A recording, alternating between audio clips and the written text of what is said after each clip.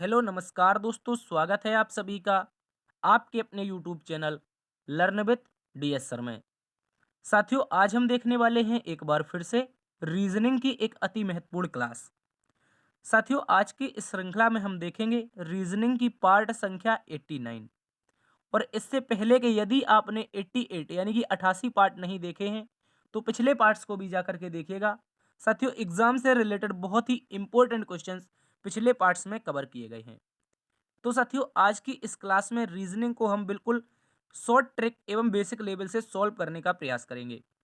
आज की इस श्रृंखला में 15 अति महत्वपूर्ण प्रश्नों के बारे में चर्चा करेंगे, जो कि सारे के सारे प्रीवियस ईयर एग्जाम में पूछे गए क्वेश्चन रहने वाले हैं।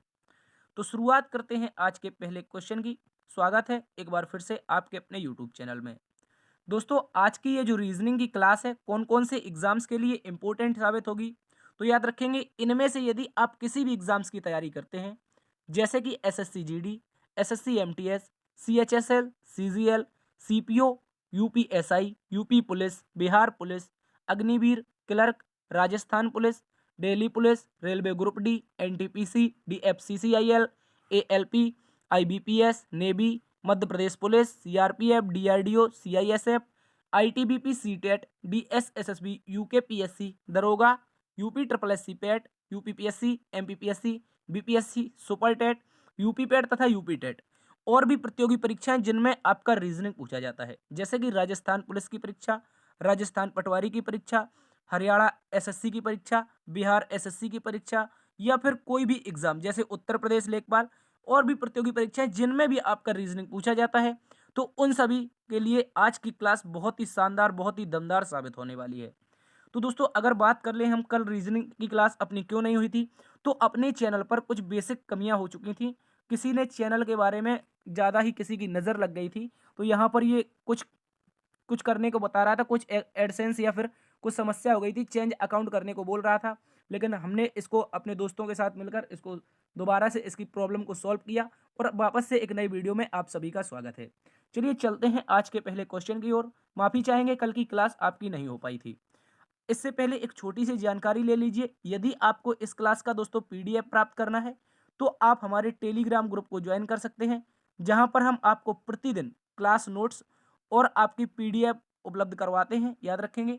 तो चलते हैं, शुरुआत करते हैं आज के पहले प्रश्न से। आज का पहला प्रश्न है साथियों हमारे सामने क्वेश्चन नंबर 1। क्वेश्चन नंबर 1 में कहा है कि अगर मनुष्य का संबंध चलना से है, तो मछली का संबंध किससे हो जाएगा। देखिए, बात कर लेते हैं साथियों इस प्रश्न के बारे में।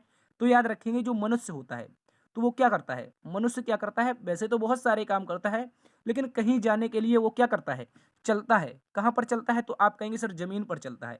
मनुष्य क्या करता है, चलता है। उसी प्रकार बात कर लेते हैं मछली की। तो मछली कहाँ पर रहती है, तो आप कहेंगे सर मछली जो होती है वो पानी में रहती है। और पानी में ये क्या करती है, एक स्थान से दूसरे स्थान पर जाएगी तो क्या करेगी साथियों, तैरेगी। तो जो मनुष्य का संबंध चलना से होगा, उसी प्रकार मछली का संबंध साथियों तैरना से हो जाएगा। तो यहाँ पर ऑप्शन नंबर ए हमारा सही उत्तर हो जाएगा। ठीक है, ना तो हमारा बी ऑप्शन सही होगा, ना ही सी होगा, और ना ही डी होगा। केवल और केवल ऑप्शन नंबर एक सही उत्तर है। ठीक है, इसको आप लोग अच्छे से याद रखते हैं। बढ़ते हैं अगले प्रश्न की ओर। अगला प्रश्न है हमारे पास क्वेश्चन नंबर 2। और क्वेश्चन नंबर 2 में साथियों कहा है कि यदि एक निश्चित कूट भाषा में फाइल को 7465 लिखा जाता है, आइडियल को 43586 लिखा जाता है, तो इसी कूट भाषा में डीप का कोड क्या होगा। तो सबसे पहले इस प्रश्न के बारे में चर्चा करेंगे, किस तरह से इसको कोड किया गया है। देखिए, यहाँ पर क्या लिखा है, सबसे पहले फाइल लिखा है, FILE, याद रखेंगे फाइल लिखा है। और फाइल का जो कोड बताया है उसने 74, याद रखेंगे 74। उसके बाद क्या होगा, 6 और 5 बोला है। ठीक है, इस तरह से इसका कोड बताया गया है। और आगे बात कर लेते हैं आइडल की। तो आप कहेंगे ID, उसके बाद E, उसके बाद A और L। तो इस तरह से बताना है इसका कोड क्या हो जाएगा। सॉरी, इसका कोड दिया हुआ है हमें। इसका कोड दिया है 4, उसके बाद 3, उसके बाद 5, और आगे दोस्तों 8, और आगे देखेंगे तो 6। इस तरह का कोड दे रखा है। ठीक है, इस तरह का कोड दे रखा है। अब देखिए, बात बतानी है हमें किसकी, कोड बताना है हमें किसका। तो आप कहेंगे सर हमें डीप का कोड बताना है, किसका, DEAF का कोड बताना है। तो क्या बता सकते हैं सर, बिल्कुल बता सकते हैं। कैसे बताएंगे, तो देखिए यहाँ पर क्या है, आप कहेंगे सर एल है, यहाँ पर भी एल है। इनके सामने का कोड क्या लिखा है, 6 लिखा है। यानी कि कहने का मतलब है इन्हीं नंबरों में से कहीं ना कहीं डीप लिखा हुआ है।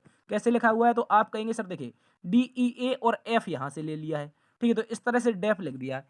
तो इस तरह से हम बता सकते हैं, बिल्कुल बता सकते हैं। तो एफ के सामने क्या है सर? एफ के सामने हमारे पास 7 लिखा है, तो लास्ट में 7 आना चाहिए। लास्ट में 7 यहाँ नहीं है, यहाँ नहीं है और यहाँ भी नहीं है। तो इस तरह से केवल और केवल ऑप्शन नंबर सी हमारा सही उत्तर हो जाएगा। लास्ट वाले से ही पता चल जाएगा कौन सा कोड बनेगा।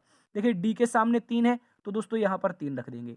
ई के सामने क्या है? तो 5 है, 5 रख देंगे। और ए के सामने 8 है, तो 8 रख देंगे। Option C is the right answer. चलते हैं अगले प्रश्न की ओर। अगला प्रश्न है क्वेश्चन नंबर 3। क्वेश्चन नंबर 3 एक ब्लड रिलेशन का शानदार सा क्वेश्चन है। कह रहा है कि यह देखते हुए कि बी ए की माँ है, ए का बेटा सी है, ई का डी भाई है, बी की बेटी ई है, बताइए डी की दादी कौन है। चलिए बात कर लेते हैं इस प्रश्न के बारे में। तो बहुत ही शानदार प्रश्न है, इसके बारे में आप लोग अच्छे से याद रखेंगे। देखिए अगर बात कर लें बी की माँ ए है, तो बी को हम कहाँ पर बना सकते हैं? तो आप कहेंगे सर बी को यहाँ पर बनाएंगे, और बी की माँ जो है, तो बी की माँ होगी वो ऊपर की ओर आएगी, क्योंकि माता जी हमेशा ऊपर की ओर रहती हैं।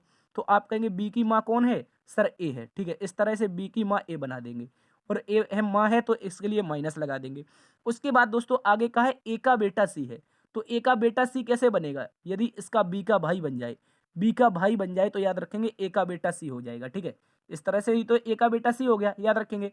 उसके बाद का है दोस्तों ई का डी भाई है, ई का डी भाई है, लेकिन अभी आगे इसके बारे में कहीं चर्चा नहीं हुई है। और आगे लाइन में पढ़ते हैं तो बी की बेटी ई है, तो बी की बेटी कहाँ पर? बी कहाँ पे आ जाएगी? यहाँ पर आ जाएगी, ठीक है।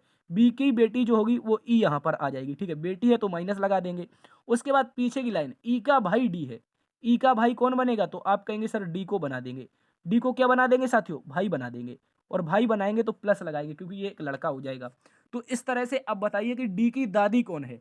हम कह सकते हैं ये रहा डी, हो जाएगा डी का या तो पिता या तो माता, ठीक है, इस तरह से।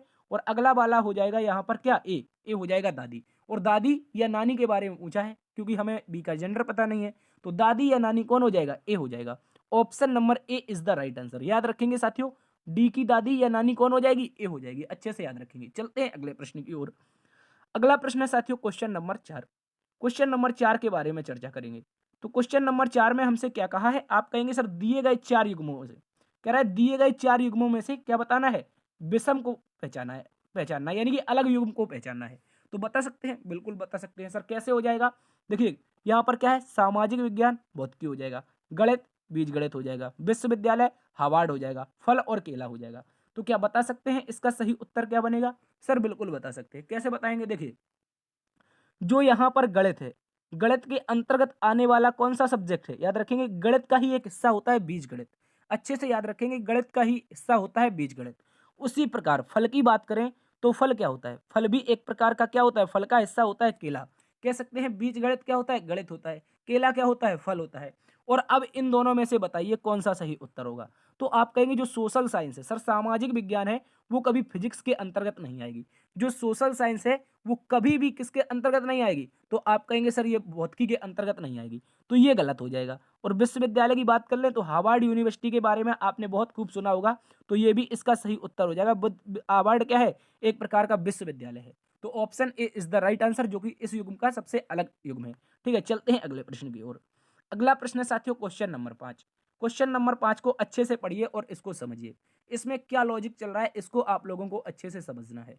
तो साथियों अगर बात कर लें यहाँ पर लॉजिक क्या चल रहा है, लॉजिक क्या चल रहा है, देखिए लॉजिक की अगर बात करें दोस्तों तो बहुत ही शानदार सा लॉजिक है। क्या अंतर से चेक कर सकते हैं? अंतर देखेंगे तो 2 का अंतर है, आगे देखेंगे तो 4 का अंतर है, आगे देखेंगे 6 का अंतर है, आगे देखेंगे 8 का है, और आगे देखेंगे दोस्तों कितने का हो जाएगा? तो आप कहेंगे सर 10 का हो जाएगा। ठीक है, 10 का हो गया।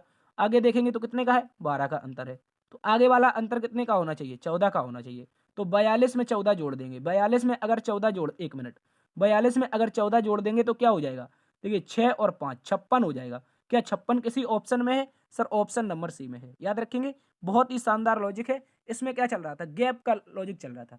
लेकिन अगर और इसके एक और लॉजिक की बात कर लें तो साथियों बहुत ही शानदार सा लॉजिक चल रहा है।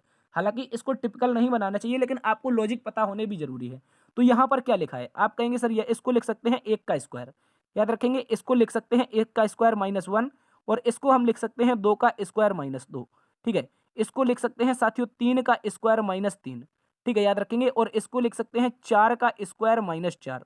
ठीक है, इस तरह से देखिए, इसको थोड़ा दूर से बना देते हैं, ठीक है, यहाँ पर इसको थोड़ा दूर से बना देते हैं तो क्या हो जाएगा, आप कहेंगे सर देखिए ये क्या है, 12 कैसे लिख सकते हैं, 4 का स्क्वायर 16, अगर -4 कर दें तो कितना हो जाएगा, आप कहेंगे 12 हो जाएगा।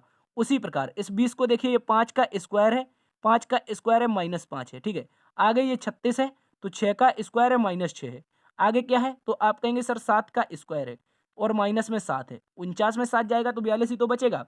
उसके बाद अगला क्या आना चाहिए, तो 8 का स्क्वायर -8, तो 8 का स्क्वायर 64 होता है, अगर 64 में से 8 जाएगा साथियों, 64 में से 8 जाएगा तो भी 56 आएगा।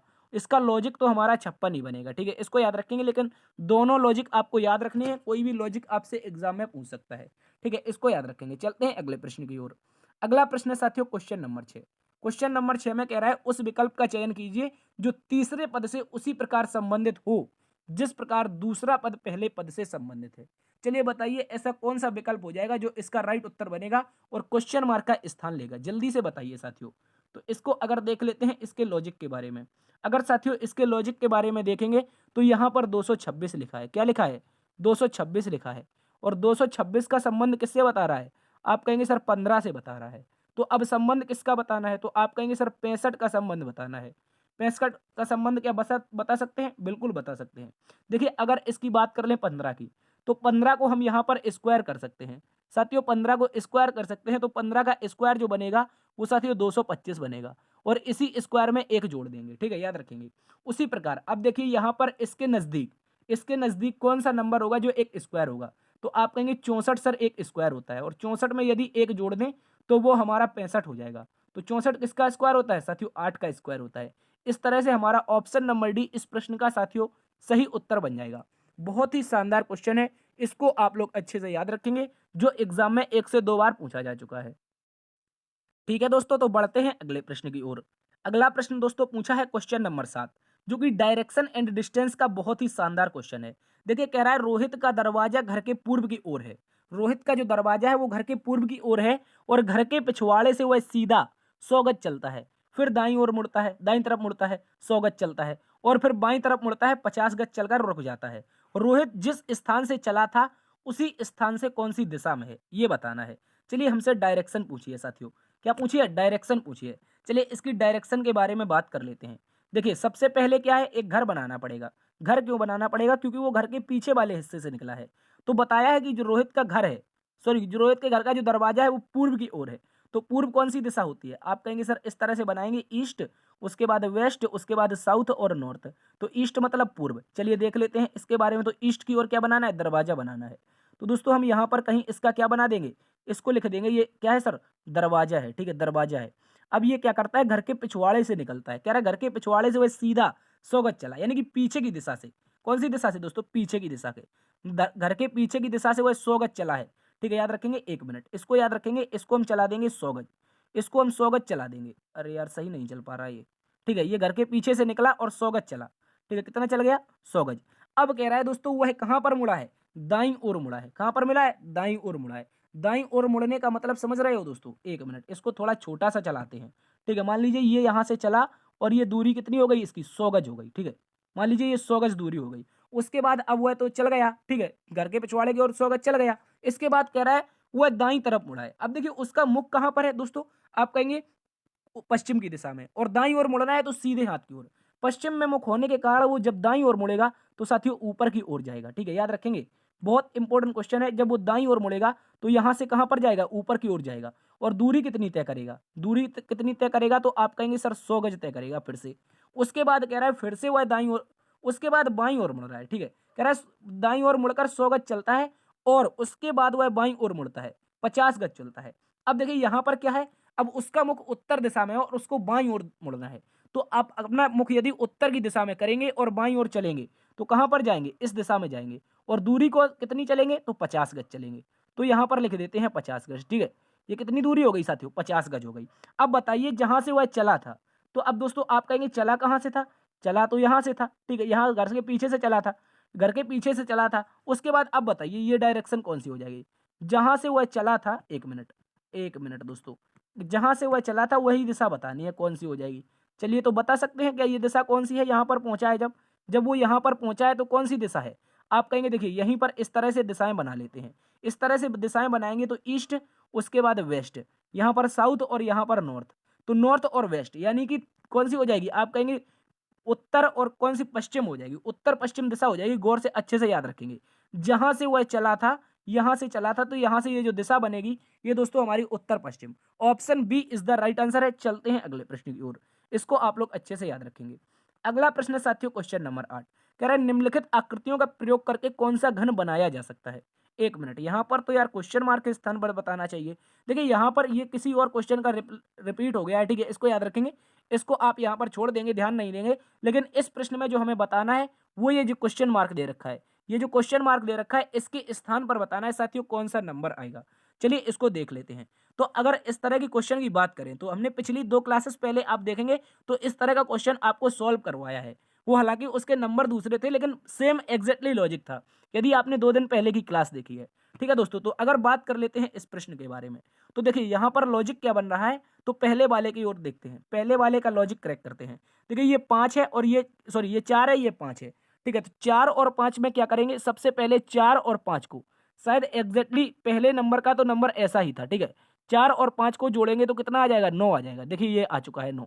ठीक है, इसके बाद क्या करेंगे, अब इन्हीं 4 और 5 का आपस में मल्टीप्लाई कर देंगे, इन्हीं 4 और 5 का आपस में मल्टीप्लाई कर देंगे तो दोस्तों हमारा 20 आ जाएगा। क्या आ जाएगा, याद रखेंगे 20 आ जाएगा, जो कि यहाँ पर दे रखा है। ठीक है, इसके बाद यहाँ पर देखेंगे 6 और 7 है, 6 और 7 है तो क्या करेंगे साथियों, 6 और 7 है तो इसके लिए हम क्या करेंगे, 6 और 7 को जोड़ देंगे, 6 प्लस 7 पहली बार जोड़ना है तो दोस्तों 13 आ जाएगा, जो कि यहाँ पर देखिए दे रखा है।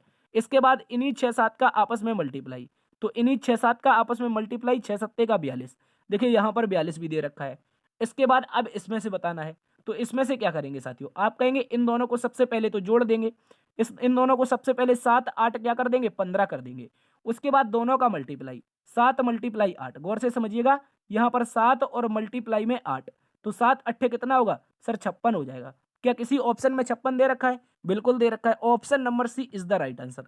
इसको आप लोग अच्छे से याद रखेंगे, ये भी एक इंपॉर्टेंट क्वेश्चन है जो आपके एग्जाम में लुप्त संख्या का क्वेश्चन पूछा जाता है। ठीक है, चलते हैं दोस्तों अगले प्रश्न की ओर। अगला प्रश्न है हमारे पास क्वेश्चन नंबर 9। क्वेश्चन नंबर 9 में साथियों हमसे कहा है कि दिए गए विकल्पों में से सबसे अलग विकल्प यानी कि चित्र को पहचानिए, इनमें से बताइए इन सभी में से सबसे अलग विकल्प कौन सा हो जाएगा। तो यहाँ पर कुछ डॉट दे रखे हैं, आप अगर अपनी जो क्वालिटी है वो 360 पर कर लें तो आपको सही से दिखाई दे जाएगा। देखिए यहाँ पर क्या है, यहाँ पर 5 डॉट है, यहाँ पर 6 डॉट है, यहाँ पर कितने हैं 6 डॉट है, यहाँ पर 4 डॉट है, यहाँ पर 3 है, यहाँ पर 1 है, यहाँ पर 2 है और यहाँ पर कितने हैं, तो आप कहेंगे सर 3 डॉट है। तो इस तरह से इन डॉटों के बारे में बताना है कि कौन सा विकल्प विषम हो जाएगा या फिर कौन सा विकल्प अलग हो जाएगा। ठीक है, इस तरह से बताइए। तो दोस्तों अगर बात कर लेते हैं इसके लॉजिक की, तो यहाँ पर डॉट को गिनिए, यहाँ पर डॉट को काउंट करिए, यहाँ पर 5 डॉट है और यहाँ पर दोस्तों कितने हैं, तो आप कहेंगे 6 हैं, यहाँ पर डॉट 1 है और यहाँ पर डॉट कितने हैं 2 हैं। तो इन्हीं का प्रयोग करेंगे। देखिए यहाँ पर हम नंबर दे देंगे आपको, आप लोग इसको गिन लेंगे, यहाँ पर 5 डॉट है और यहाँ पर 6 डॉट है। ठीक है, और यहाँ पर 1 डॉट है तो यहाँ पर 2 है। इसमें देखेंगे तो कितने हैं सर 6 डॉट हैं, यहाँ पर 4 डॉट हैं, यहाँ पर 3 डॉट हैं, यहाँ पर 1 डॉट है। उसके बाद क्या करेंगे, उसके बाद यहाँ पर अगर देख लें दोस्तों, अगर इसमें देख लें तो 3 डॉट है, 1 डॉट है। उसके बाद यहाँ पर देखा जाए दोस्तों तो कितने हैं 5 हैं और यहाँ पर हमारे 4 हो जाएंगे। ठीक है, यहाँ पर देखें तो 2 हैं, यहाँ पर 3 है। गौर से समझना है, आपको देखना है, स्किप नहीं करना है बिल्कुल, वरना ये लॉजिक समझ में नहीं आएगा। और इस तरह से यहाँ पर 5 है। अब देखिए नंबर के हिसाब से हम इसका पता कर सकते हैं। तो ऊपर ऊपर के यदि जोड़ दें तो कितने हो जाएंगे, 11 हो जाएंगे। नीचे नीचे के जोड़ देंगे तो कितने हो जाएंगे, 3 हो जाएंगे। गौर से देखना है, 2 1 3 हो जाएगा। ठीक है, अब ऊपर ऊपर के जोड़ दें कितने हो जाएंगे सर, आप कहेंगे 10 हो जाएंगे। ठीक है, 10 हो जाएंगे। उसके बाद नीचे नीचे के जोड़ेंगे तो 4 हो जाएंगे। ठीक है, इसके बाद देखिए यहाँ पर देखें तो ऊपर ऊपर के 4 हो जाएंगे और नीचे नीचे के 9 हो जाएंगे। ठीक है, इसको देखिएगा आप लोग, तो यहाँ पर कितने हो जाएंगे 9 हो जाएंगे। इसके बाद ऊपर ऊपर के 5 हो जाएंगे, नीचे नीचे कितने हो जाएंगे 5 4 9 हो जाएंगे। तो क्या इनमें कोई लॉजिक बन सकता है। अब देखिए देखिए अगर इसका अंतर निकाल ले तो यहाँ पर 8 का अंतर है, यहाँ पर अंतर देखें तो 6 का अंतर है, यहाँ पर अंतर देखें तो 5 का अंतर है और यहाँ पर अंतर देखें तो 4 का अंतर है। देखिए अगर बात कर लें इस लॉजिक की, इस प्रश्न की बात कर लें तो आप बताइए कौन सा विषम हो जाएगा। चलिए इसके बारे में अगर हम चर्चा करें तो क्या दोस्तों इस तरह का कोई लॉजिक पता चल रहा है, आप कहेंगे सर बिल्कुल नहीं चल रहा है। तो अगर बात कर लें इसके लॉजिक की, देखिए इसका लॉजिक बहुत प्यारा सा लॉजिक है, इसको आप लोग समझिए। देखिए अगर इस 5 और 6 को देखें, इस 5 और 6 को देखें, इसमें अंतर 1 का है। ठीक है। अगर नीचे वाले को भी देख लें तो इसमें भी अंतर कितने का मिलेगा साथियों, 1 का मिलेगा। उसके बाद यहाँ पर देखें 6 और 4 में अंतर 2 का है, ठीक है दोस्तों। और यहाँ पर 3 और 1 में देखेंगे तो दोस्तों इनका अंतर कितने का है, तो आप कहेंगे सर 2 का अंतर है। यानी कि ऊपर भी अंतर समान, नीचे भी अंतर समान, ऊपर भी नीचे भी समान, ठीक है। इसके बाद यहाँ पर अंतर देखेंगे तो सर 2 का अंतर है, और यहाँ पर अंतर देखेंगे तो सर 1 का अंतर है, ठीक है। इसके बाद यहाँ पर अंतर देखेंगे तो 1 का अंतर है, और नीचे भी अंतर देखेंगे तो 1 का अंतर है। देखो गौर से समझिए आप लोग इसको, 5 और 6 में 1 का अंतर, 1 और 2 में 1 का अंतर, 4 और 6 में 2 का अंतर, 3 और 1 में 1 का अंतर, सॉरी 3 और 1 में 2 का अंतर। और यहाँ पर 3 1 को देखेंगे तो 2 का ऊपर अंतर है, लेकिन नीचे अगर देखेंगे तो 1 का अंतर है। तो इस तरह से जो विषम बनेगा, जो अलग बनेगा, वो जो अलग बनेगा हमारा ऑप्शन नंबर सी बनेगा। इसको आप लोग दोबारा से जरूर समझिएगा, बहुत ही प्यारा क्वेश्चन है, ये आपके एग्जाम में पूछा गया था, और हो सकता है पूछ ले तो आप इसमें कंफ्यूज नहीं करेंगे, ठीक है दोस्तों। अच्छे से याद रखेंगे, ऑप्शन सी इसका अलग है, ठीक है। चलिए बढ़ते हैं दोस्तों अगले प्रश्न की ओर। अगला प्रश्न है क्वेश्चन नंबर 10। क्वेश्चन नंबर 10 में कह रहा है कि समीकरण को हल करने के लिए सबसे उपयुक्त विकल्प कौन सा होगा। यानी कि अगर इस समीकरण को दोस्तों हम हल करें, अगर बोर्ड मास का प्रयोग करके इस समीकरण को हल करें तो इसका सही उत्तर क्या होगा, क्वेश्चन मार्क के स्थान पर क्या आएगा। तो देखिए सबसे पहले बोर्ड मास इस तरह का लिखा जाता है, BOD, ठीक है, एक मिनट, BODMAS इस तरह से लिखा जाता है ना, इस तरह से बोर्ड मास। तो आप क्या करेंगे, सबसे पहले ब्रैकेट को सॉल्व करेंगे, इसके बाद क्या करेंगे, ऑफ को सॉल्व करेंगे, उसके बाद डिवाइड को। तो ब्रैकेट को सॉल्व करेंगे तो यहाँ पर क्या है दोस्तों, ब्रैकेट है। तो सबसे पहले ब्रैकेट को सॉल्व कर लेते हैं। तो यहाँ पर क्या हो जाएगा हमारा, 16 2 18, और 18 में से 8 चला जाएगा तो दोस्तों कितना बचेगा, आप कहेंगे ब्रैकेट ब्रैकेट में हमारा 10 बच जाएगा, ठीक है दोस्तों। ब्रैकेट को सॉल्व कर लेंगे तो 10 बच जाएगा। उसके बाद यहाँ पर मल्टीप्लाई है, 5 है, डिवाइड में क्या है 60 है, और आगे देखेंगे तो प्लस में 3 है। तो इस तरह का चल रहा है, ठीक है, इस तरह का लॉजिक चल रहा है। उसके बाद आप क्या करेंगे, ऑफ तो है नहीं तो डिवाइड को सॉल्व कर लेंगे तो 12 पंचे 60।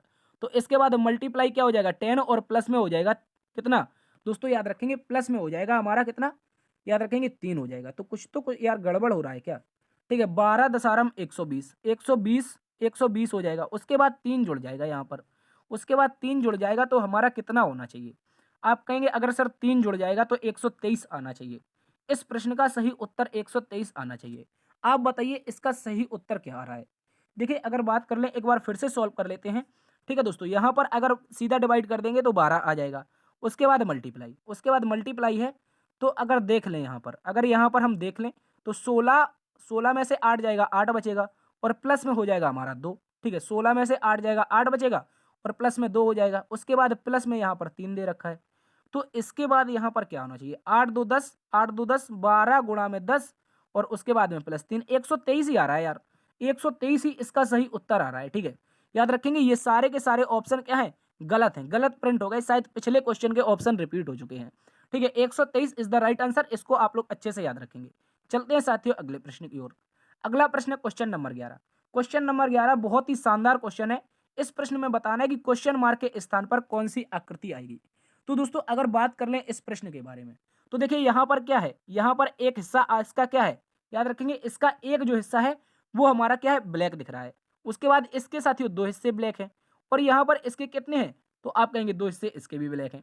तो समझिए इसको समझिए, ये जो आकृति है ये 4 भागों में डिवाइड है, और 4 भागों में से इसका एक भाग, याद रखेंगे ये जो आकृति है ये 4 भागों में डिवाइड है, इसमें एक भाग, याद रखेंगे एक जो भाग है वो 4 भागों में से क्या है, आप कहेंगे सर भरा हुआ है। उसके बाद यहाँ पर अगली वाली आकृति को देख लेते हैं। तो अगली वाली जो आकृति है साथियों, जो अगली वाली आकृति है, तो यहाँ पर कितने भाग हैं, 1 2 3 4 5 6 7 और 8। यहाँ पर दोस्तों अगर देखेंगे तो कितने भाग हैं, तो आप कहेंगे सर 8 भाग हैं। कितने, 8 भाग। और 8 भागों में कितने भाग भरे हुए हैं, आप कहेंगे सर 2 भाग भरे हुए हैं 8 भागों में। उसके बाद संबंध देखिए, तो यहाँ पर कितने भाग हैं, 3 भाग हैं।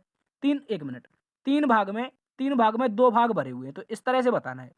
3 भागों में टोटल 2 भाग भरे हुए हैं। तो अब बताइए कौन सा इस प्रश्न का सही उत्तर बनेगा, जल्दी से बताइए यार। अगर साथियों बात करें इसकी, तो यहाँ पर देखिए अगर हम इसको काट देंगे, एक मिनट यहाँ पर कलर चेंज कर लेते हैं, यदि इसको हम काट देंगे तो यहाँ पर 1/4 आ जाएगा, ठीक है। और इसके बाद 2/3 तो कौन सी आकृति है, यहाँ पर 6 भाग हैं, 3 भरे हुए हैं, तो ये तो गलत हो गया। तो 3/6 करेंगे तो यहाँ पर तो 1/3 आ जाएगा, ठीक है। 1/2 आ जाएगा जो कि गलत है। यहाँ पर भी गलत हो जाएगा, और ये भी गलत हो जाएगा। कैसे हो जाएगा, गौर से समझिए, इसके 6 भाग हैं, 2 भरे हुए, तो गलत है।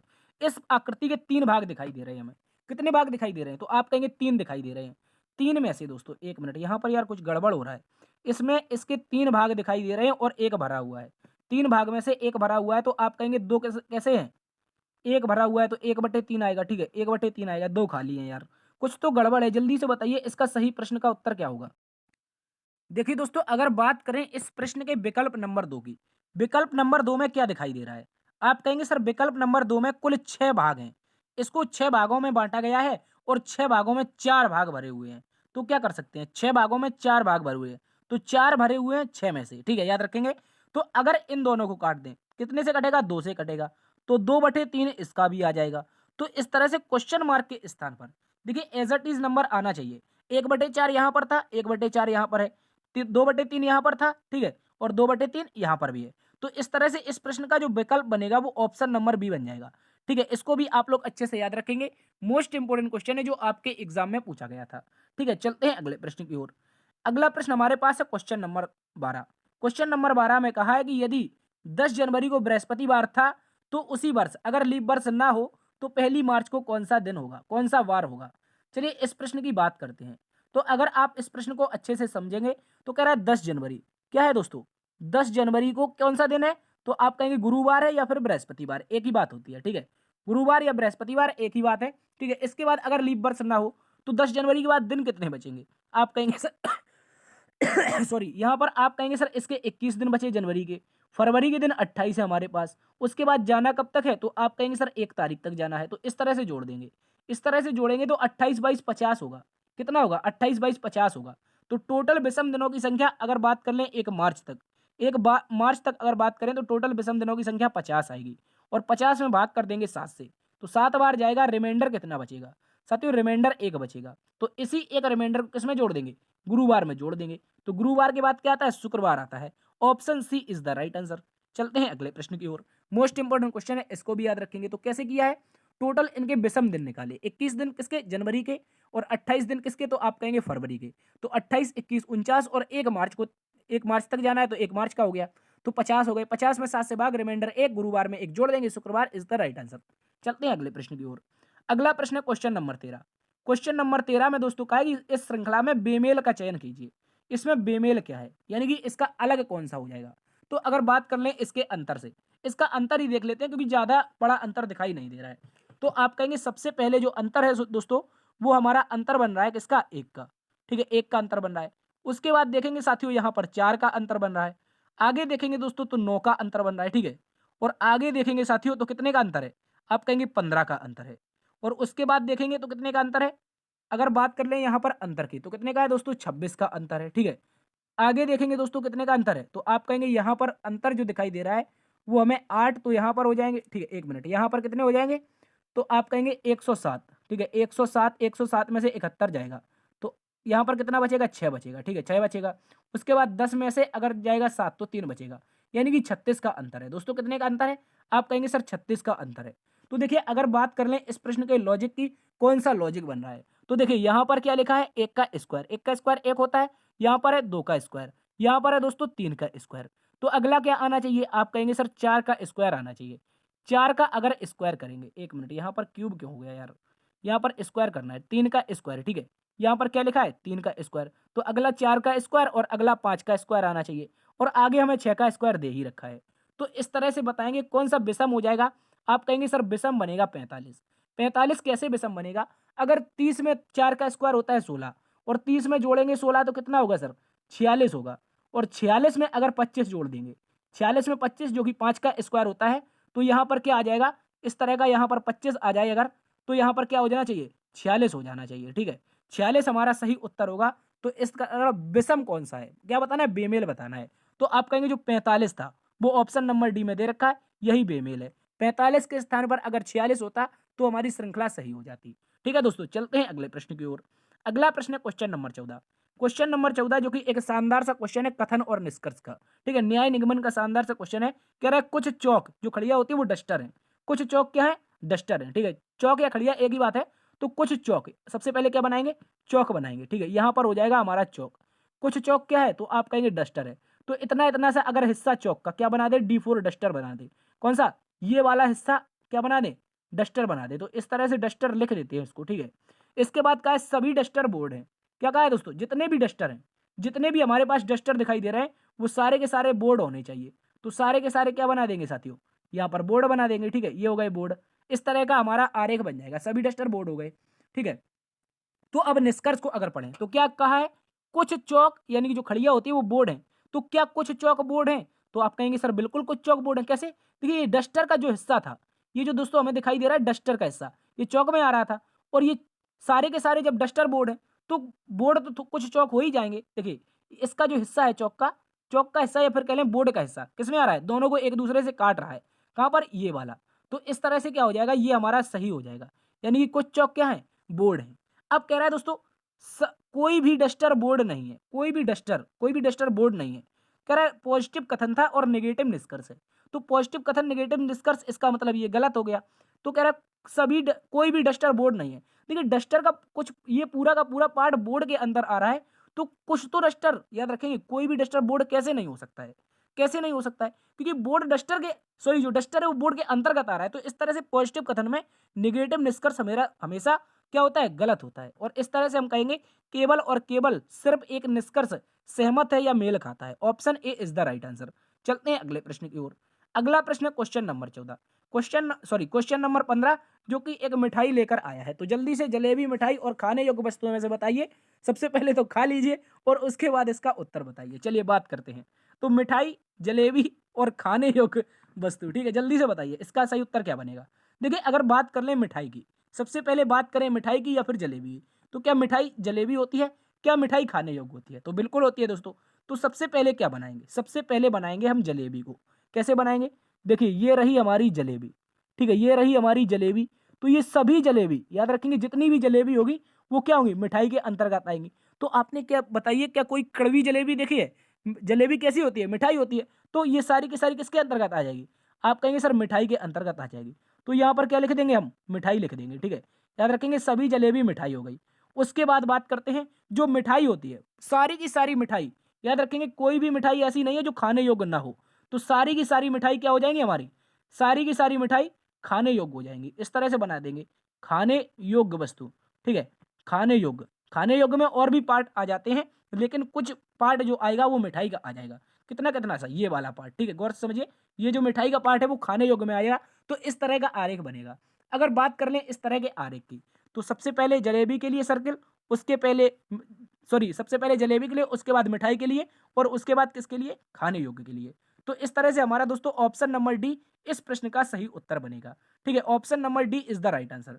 ठीक है दोस्तों, तो ये थी आज की क्लास। जो आज के टॉप 15 इंपॉर्टेंट क्वेश्चन थे वो आज हमने कवर किए। आशा करते हैं साथियों आज की क्लास आपको पसंद आई होगी। यदि पसंद आई है तो एक बार से लाइक, सेशन को शेयर दोस्तों में करना है, और यदि चैनल पर पहली बार आए हैं तो सब्सक्राइब कर लीजिए। देखिए अभी अपने चैनल में कुछ प्रॉब्लम आ गई थी, इसलिए कल क्लास नहीं हो पाई थी। मैंने आपको दिखाया भी है, कोई समस्या आ गई थी YT स्टूडियो में, सारी की सारी वीडियो गायब भी हो गई थी, और कोई वीडियो ना तो अपलोड हो रहा था ना ही दिख रहा था। ठीक है दोस्तों, अब आपकी क्लास निरंतर चलेगी जब तक चैनल चलेगा। ठीक है दोस्तों, तो सबसे पहले आप सेशन को लाइक कर दीजिए। ठीक है दोस्तों में सेशन को शेयर कीजिए। यदि चैनल पर पहली बार आए हैं तो इसको सब्सक्राइब भी कर लीजिए। ठीक है, देखते रहिए आपका अपना परिवार लर्न विद DS सर। मिलते हैं कल एक नई क्लास में नई ऊर्जा के साथ, तब तक के लिए अपना ख्याल रखना। ठीक है, मिलते हैं कल। जय हिंद, जय भारत।